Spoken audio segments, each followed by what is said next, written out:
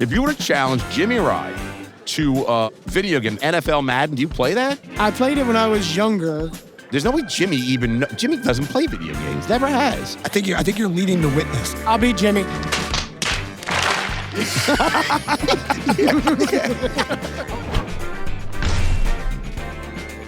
Live from the Prosper Forum in Amelia Island, Florida, it's the Hospitality Hangout Podcast with a special episode. And joining us today is our friend Scott Boatwright, the CEO of Chipotle.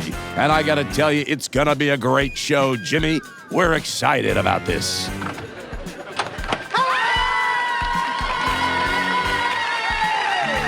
You're using your excited, you're really going with that sportscaster voice today. Because I'm excited. I swam in the ocean. I felt like an athlete yesterday. I think you really are excited. Oh my God! Okay, it's happening. Everybody stay calm. And I played 9 holes. You're living your best life. You're swimming in the ocean. You're playing 9 holes. We're glad you're enjoying yourself down here in Amelia Island. I have the privilege of welcoming you more formally to the Hospitality Hangout, a hospitality-focused podcast where Branded Hospitality Group gets to bring innovation and technology leaders that are making things happen in the industry we love. My name is Jimmy Frischling, otherwise known as the Finance Guy, and I'll pass it back to my brother from another mother, Mr. Michael Schatzberg, a.k.a. Chassis, a.k.a. the Restaurant Guy. And thank you for that kind introduction. Jimbo, we are excited. We've got Scott Boatwright here, and I got to tell you, the last time Scott was on the show, Jimmy, he was the COO of Chipotle. But you know what happens when you're on the Hospitality Hangout? You get promoted. So you're drawing a correlation. You get promoted. You're a COO. You do the podcast. That's right, Jimmy. And after everyone heard that podcast, they said, this is a guy that should be the CEO of Chipotle. And that's right. After he was on the podcast, the ratings were through the roof. The board listened to the podcast, and they said, that's our guy. They were looking for a CEO. You know that. They were searching. Look at this place. It's huge. But once they heard the podcast, they said, we've got our guy. The search is over. So look, in all seriousness, that was a unique podcast because it was at that podcast where you discussed how you started in the dish room, and they started at the bottom. True hustler, Jimmy. And we thought that defined the hospitality hustler, so much so, Chats, we should be careful. We might owe Scott royalties for this. So much so that we launched a new series called the Hospitality Hustler Series, celebrating the hustlers. So I love that so much, Jimmy. Probably more than you know. There's so many people that find their way to this industry, oftentimes by chance, and are looking just earn a few bucks to take care of, food on the table or pay rent. And find it to be an extraordinary career and develop into, quite the incredible business professionals in this industry and here in our great country. So wait, where was your first job? Was McDonald's, right? It was 15 years old at a McDonald's, learning how to make hamburgers. So which McDonald's were you? Where'd you grow up? You grew up in Georgia. I grew up in South Georgia on the coastline. And so it was a franchised McDonald's restaurant. I was 15 years old. They were clearly desperate for help. They hired me on the spot. Every day, I get a little more desperate, and desperate situations yield the quickest results. No, they were clearly desperate. Clearly desperate. They put an ad on, Craigslist back in the day or something like that. You come in there. Well, I got to tell you, so how long did you work at McDonald's? Like, that was just a summer job, or was that like... Yeah, it was pretty much a summer job. And so I ended up parlaying that into a high prestigious dishwashing gig at our local steakhouse called Quincy's.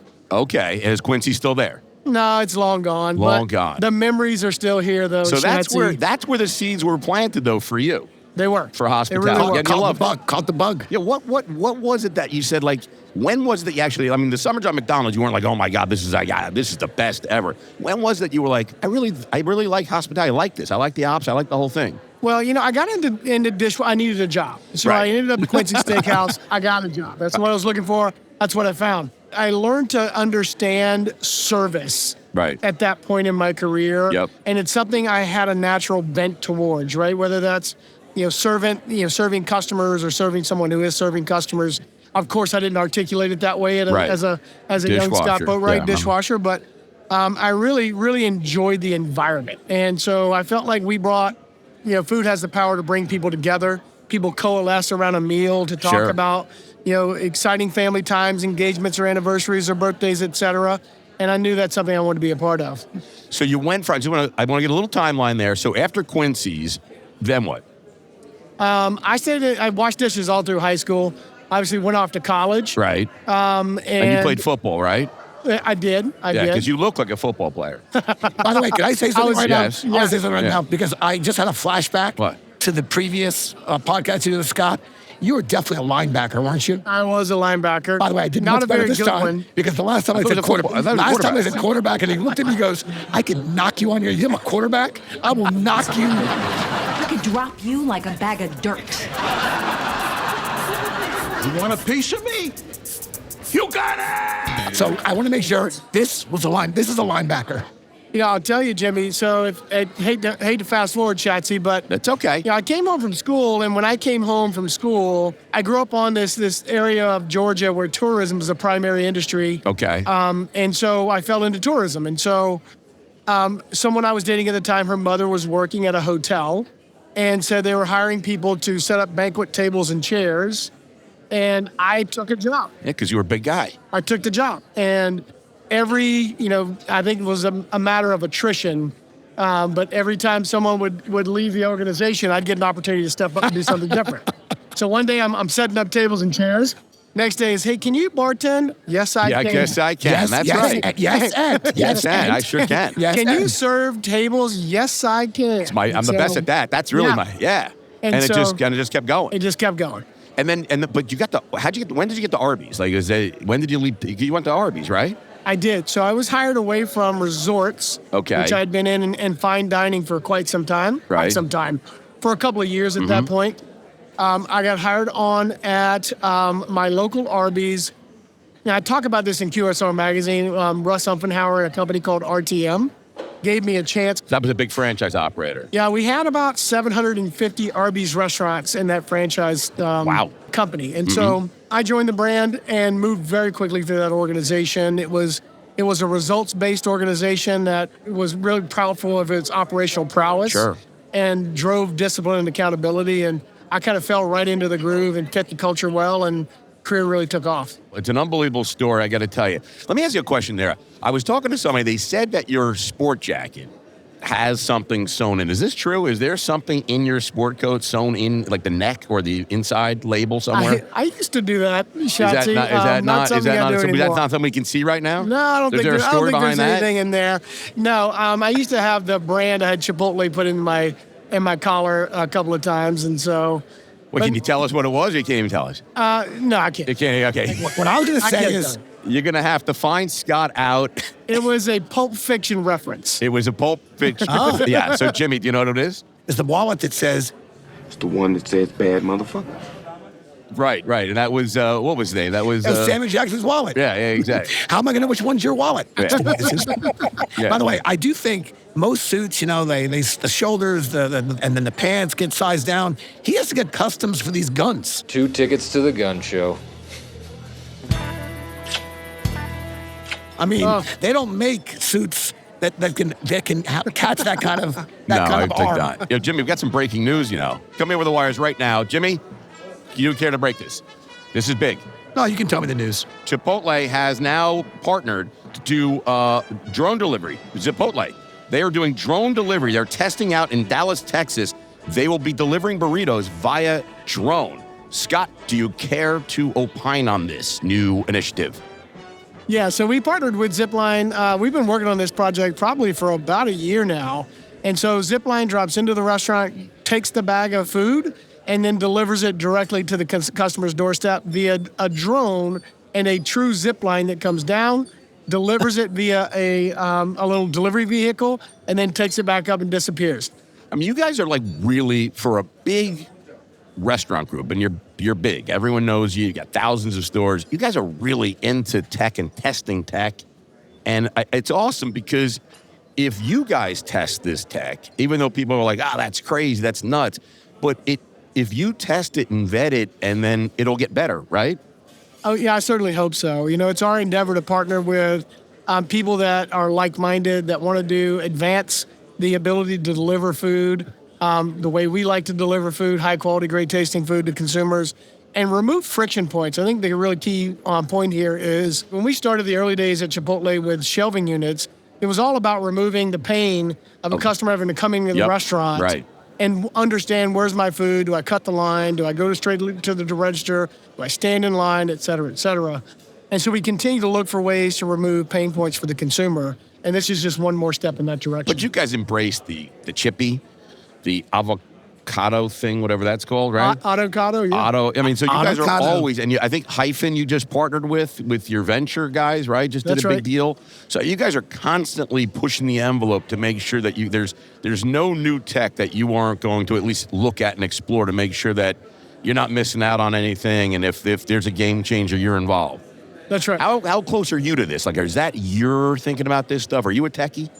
You know, not really my thing, Shatsy, but So I you have got some good really, people? really smart people working back at the ranch on these ideas. But when they came up to you and said they wanted to do this drone thing, where you're like, that's the dumbest thing ever, absolutely not on my watch. You're like, hey, listen, did you try it? I mean, what do you think? You know, you have to be open-minded about these things. And so, I give the team some latitude and some autonomy. And Right. they come with some crazy ideas at times, but, they're not all crazy once they start. When you start to see the value in the innovation, you start to lean into it even more. Yeah, I mean, did you try the zipline delivery? Have you seen it? in I action? haven't done it yet. It's only available in Texas, Dallas specifically. So the next time I'm in town, I definitely will. Yeah, I got to tell you, Jimmy, what do you think about the drone zipline delivery? I kind of love right now the name. Like, I think, I bet Chipotle. Chipotle? Well, I kind of feel like they hired this incredible marketing PR team. With and they're like, Scott. And they're like, Chipotle. Zipotle. Yeah. And I dig it. Scott's 5-year-old came up with that. I think it's awesome. Schatz, if you would He's indulge very me. creative. Please, Schatz, marketing team, don't get mad at me. Shatsy, if you would indulge me, I want to have a moment where Scott and I can have a little real talk, if that's okay. Yeah, Okay. I really do. Let Okay. me. Should I put on some special music for that? I don't mean to put you on the spot. I don't. But I am. There's a problem? Did you eat my sandwich last night? Oh, my God. Did you- yes. Well, you got a problem with Scott? Well, I just want to be clear. I just want, and I appreciate his honesty. I ordered a burger. I went to get my burger before our pre-party, and then the burger was like basically like. Well, I said to not Jimmy, I go, there. Jimmy, we Not- got you a burger, and I went over to look, and there was just like a burger, just like a little piece of bread left. So to be clear, you ate the burger. And I checked I- Scott's. You wanna own it? You- and I I gotta did eat the burger. Okay. I will tell you, though, I didn't enjoy the burger, which might make the whole burger scenario even worse. I didn't. Did you say you didn't enjoy it? Did not enjoy it. But I gotta tell you, you ate It the wasn't whole a thing. great burger. It was not a great so burger. I feel like I was sacrificing myself for the good of Jimmy. I appreciate that. It wasn't a Shake Shack burger. Yeah, what is No, it? God, no. In the spirit of Ted Lasso, I don't want to judge a man by the actions he takes at his lowest point, but I'll judge a man. I'll judge a man by the actions he takes when he's given that second chance. So we're good. To We're recover. square on the burger. Yes. But now it's the strength you're going to show to recover from that. We're good. I do feel forever in debt, Jimmy, to one day provide you with a wholesome, nutritious burger to your liking. So be on the lookout, Jimmy. But Scott's going to be a good burger. Welcome to Good Burger, home of the Good Burger. Can I take your order? I don't think we have a single listener of the podcast that would think I couldn't skip a burger every now and then. So I think we're okay. I want to turn real quick to something a little more serious. Yes. It's No Kid Hungry, because that is serious, right? And we don't get that serious on this show, but when we talk about No Kid Hungry, it's an organization that's just unbelievable. They're doing some great things. Scott, you were part of the CEO pledge for No Kid Hungry to, really end. I can't even believe that we're talking about this in America, that there are actually children that don't get to eat a meal every day. Like, that's just mind-boggling in a country this rich and this successful. But tell us a little about how you got involved in the CEO Pledge and what you guys are doing at Chipotle to do this great initiative. Sure. I think it's a really important one. And obviously, as you just said, it's a misconception that every child in America has access to wholesome, nutritious food consistently. And I think it's numbers 1 in 4 or 1 in 5 kids in America today. It's 1 in 5. We heard that yesterday. Are food insecure, which means they don't know where their next meal is coming from. Which blows our mind. It's unbelievable. It's unbelievable in such a rich society. You have a 5-year-old. Jimmy's got an 8-year-old. Just think about that with your own. Agreed. Your own kids. Absolutely. And who better suited to solve the challenge than the restaurant industry coming together and uniting over such an important issue? I met Billy Shore, probably 10 years ago at this point in my career. And Billy said something to me then, I'll repeat now. Billy Shore, he's the founder. He's the founder. He's the founder. And what he said was just this: we cannot have a strong America with weak children, full stop. And, no one can argue with that. Yeah, and so that's something I bought into, I line up behind. I, being a child that often with times was food insecure growing up in very humble beginnings, know exactly how that feels. So it really hits home because you struggled with this. Correct. And it's something I'm very passionate about. So at Chipotle, we do several things to help support the cause, even just beyond, donations and funding. But how do we get involved in food activation sites? How do we get involved in summer feeding programs? Because that's when kids are most at risk, when they lose access to free lunch at school. The summer months are increasingly difficult for parents trying to stretch dollars to feed their kids throughout the summer months.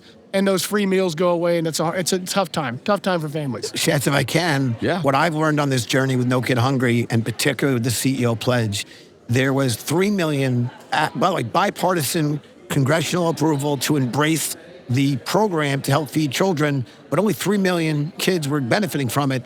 Bring on No Kid Hungry, bring on the CEOs, the leaders of our industry. Now up to 19 million kids are benefiting, and we're not far away there from the goal of eliminating with 31 million kids. So we're well on our way, but when people want to say, where's my money going? How is this benefiting? 3 million kids used to be on the program, now we're up to 19. So a significant jump thanks to this kind of campaign. So kudos to you and the team at Chipotle. Thank you very much, guys. Let's jump into a little lunchtime nostalgia.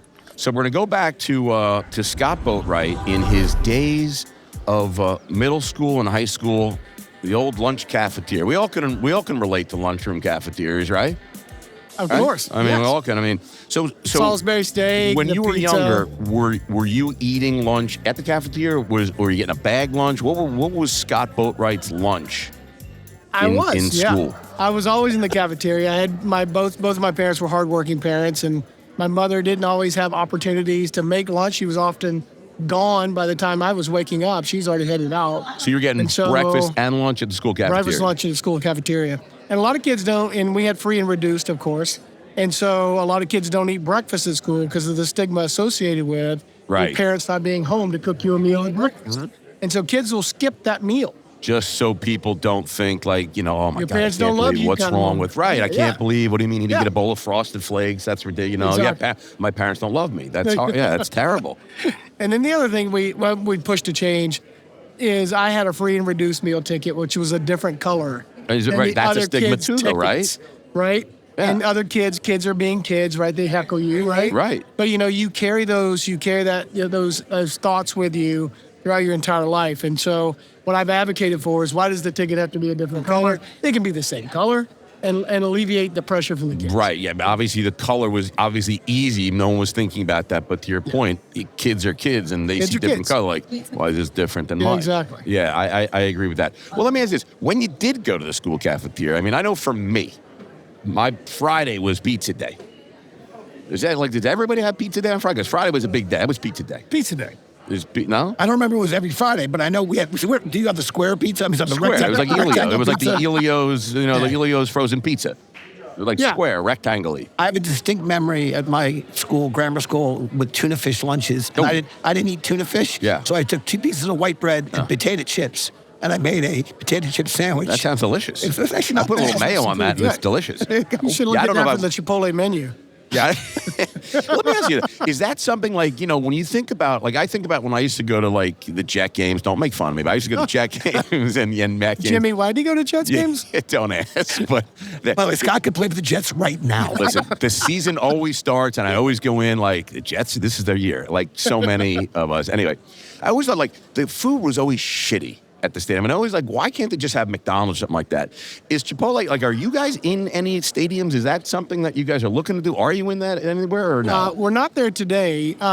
We like to maintain control of our great brand. Okay. And often the stadiums are hosted by either Airmark or HMS Host, et cetera, or Sodexo, and we're not currently doing license agreements. So airports, are you guys not in airports? We are in a couple of airports in the U.S., but we own and operate the asset. Okay. So you control everything you do. Correct. Supply chain, the hiring, the firing, the whole build-up, the whole thing. The whole thing. I got it. Okay, so we're not seeing any of your guys' stuff in stadiums or airports anytime soon. Not anytime soon, but Okay. I wouldn't say never. Never say never. But that was the Never other say thing I was never. getting at is like, because a lot of those companies run the schools, the K through 12. Correct. So is that something like just with this No Kid Hungry, is that something that you guys could embrace with No Kid Hungry and bringing burritos, or no, that doesn't work? We'll rather let them do the way they do it? You know, you never know, Yeah. Shatsy. So I think it could be a great opportunity to really connect with kids. We believe in what we do. Obviously, we prepare and distribute wholesome, nutritious food. And I think it's as good as anyone's food on the planet. And so at least it's food you can feel good about your kids eating. Yep. Well, I think it's a natural tie for us. So one day, maybe. Yeah. And then let me ask you this. What is Scott Boatwright's dream lunch? What is like a day in the life of Scott Boatwright? You wake up, let's go back. Day in the life of Mr. Boatwright. What time you wake up? So Listen to this, Jimmy. My day normally starts between 4:45 and 5. You can leave out any graphic details, I'm up. but let's keep it clean. But I get myself prepared. I have a cup of coffee. okay. I typically Black- catch up black? on You just put black little coffee, black nothing else coffee? in it. Would you like to come upstairs for some coffee? Oh, no, thanks. I can't drink coffee late at night. It keeps me up.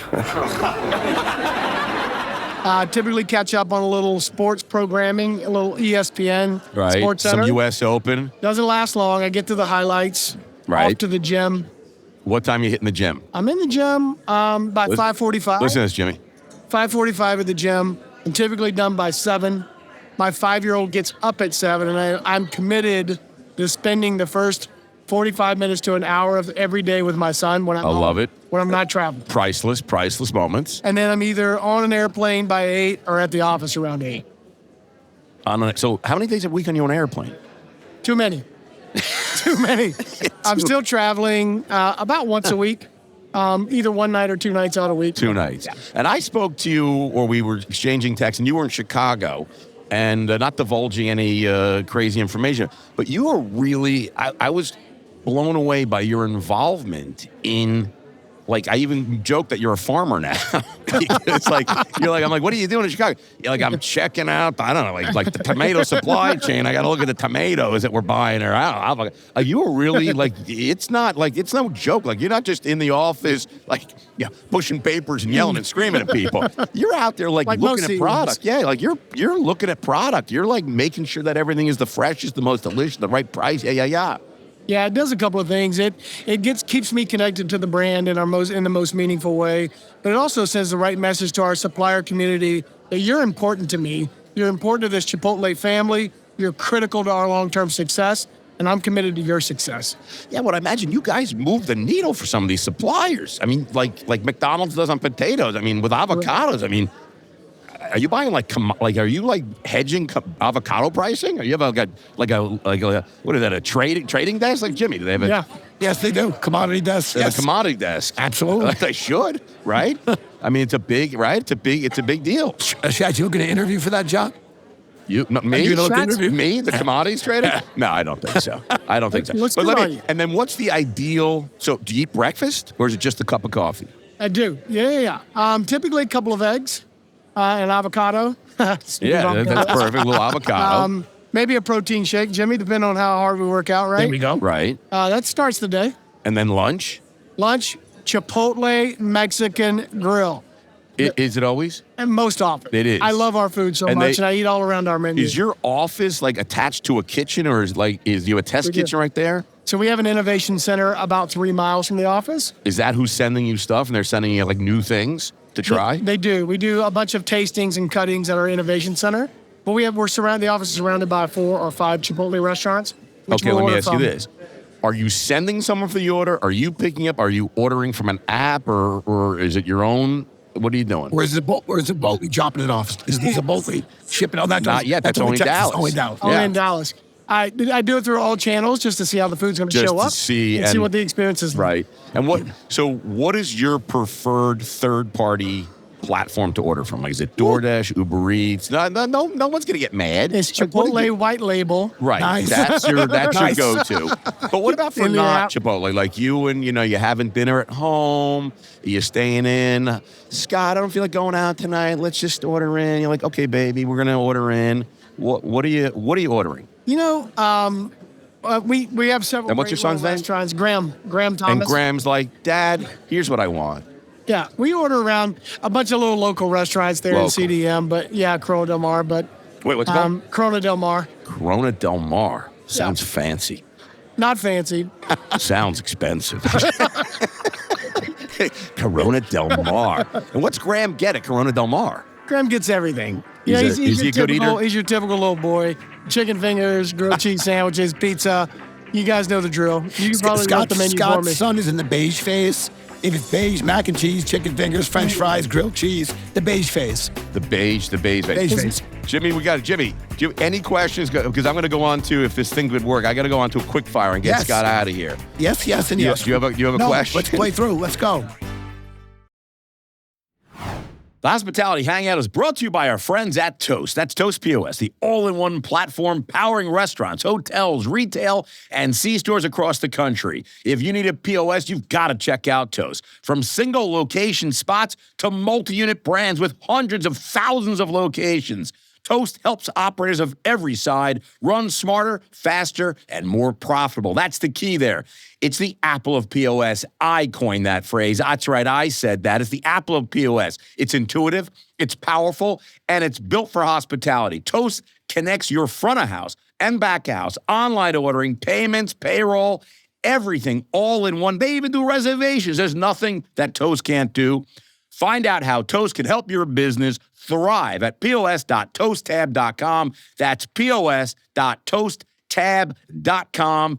I got to tell you, if you are out there looking for POS, you got to check out Toast. All right, here we go. A little branded quick fire. Chipotle edition. Scott Boatwright here live at Prosper Forum. Jimmy Frischling, Scott Boatwright. Quick fire. Taco or burrito? Burrito. Damn, he even think about that. Didn't flinch. How do you take your bagel, Mr. Boatwright? Because I know you eat eggs, and I don't feel like you're a bagel guy. Like, that's carbs. I like bagels. I just don't eat them very often. But my favorite is lox and bagel with tomato, capers, onions. Oh, you're going full. I'm going full in. What kind of bagel? Is it like an everything? Everything. Jimmy. By the way, we've been doing this bagel segment or question. Everything is crushing it. Crushing it. Yes. Chatty, any idea where that came from when it started? 1970, some guy took all the stuff off the floor in Howard Beach, and he that's how it all started. Yeah, but you would think that would be because when we were growing up, it was plain poppy. There was no mix. You didn't mix. No, now I don't think everyone just gets an now everything the lines bagel. are blurred. Now the lines are blurred. It really is. All right. Are you in that? I know you got a little kid. You're traveling all the time. Are you a show binger? Do you put shows on the iPad and travel? No. I'd love to see a show at some point. People keep coming up. Did you see this show? Did you see this show? I'm like, no, I didn't see the show. Jimmy saw Rocky. The last movie he saw was Rocky. I don't. By the way, Shachi does all this. Shachi's caught up on every possible streaming show, and I'm like, no. Also, with a young kid at home, if the TV's on, it's Bluey. She's Bluey. Right. Do you watch Bluey? I'm sorry, does your kid watch this? Does Graham watch Bluey? He watches Bluey is an amazing program. 8-minute segments. I watch it by myself. It's very calming. Very calming. I asked that question to Mike to beach him, and I said, if you were on a deserted island, what show would you have? He's like, Dora the Explorer. I'm like, Dora the Explorer? I got a little kid. I'm like, you weren't on the island, but a little kid. I said it was just you. Your kid was with you. Yeah. All right. So you'd rather watch sporting events is your Correct. jam. That's right. Anything sporting events. All right. If you were what music music? Are you rock? Are you metal? Are you country? Are you pop? What's your music? You, me, and Jimmy are driving cross country. We're going to go to Dallas to check out this drone thing. The three of us in the car. I'll drive. And you're controlling the playlist. What are we listening to? You're likely going to get into, we'll probably ease into a little Morgan Wallen playlist. Nice. Yes, that I like. Yeah. Okay. On Spotify. Yep. Okay. And we may pivot to a little Pearl Jam radio. I don't know. I like that too. I don't know. I like that too. And then what do we? Well, and then we gotta stay in that sweet spot. Okay. I got nothing wrong with that. I got to tell you, I was gonna go see Pearl Jam. It was a couple years back, and at the same time, I got U.S. Open tickets. And Jillian, my wife, was like, "Oh, we got to go see the U.S. Open." I'm like, "But Pearl Jam. I got Pearl Jam." I went to the U.S. Open. I didn't see Pearl Jam. Never seen him again since. I'll never forget that because I got to see Pearl Jam. Never saw him live. And it's one of my favorite. They're unbelievable. It's one of my favorite. You saw them already. multiple times. You got to see him. Yeah, well, I went to the U.S. Open. The worst seats, the worst match. It was horrible. I'll never forget that. Anyway, all right, this is really this is the quick fire. All right, here we go. Last question on the quick fire. If you were to challenge Jimmy Rye to, I don't even know if this is relevant. I don't know how to describe video game, Madden, NFL Madden. Do you play that? Have you ever played that? I played it when I was younger. Madden NFL 94 from Electronic Arts. What, with like Xbox or like Sega? It's like Sega. Sega? That's right. So, all right, so there's no way Jimmy doesn't play video games. Never has. I think you're leading the witness. Oh, sorry. I think you're leading the witness. I'll beat Jimmy.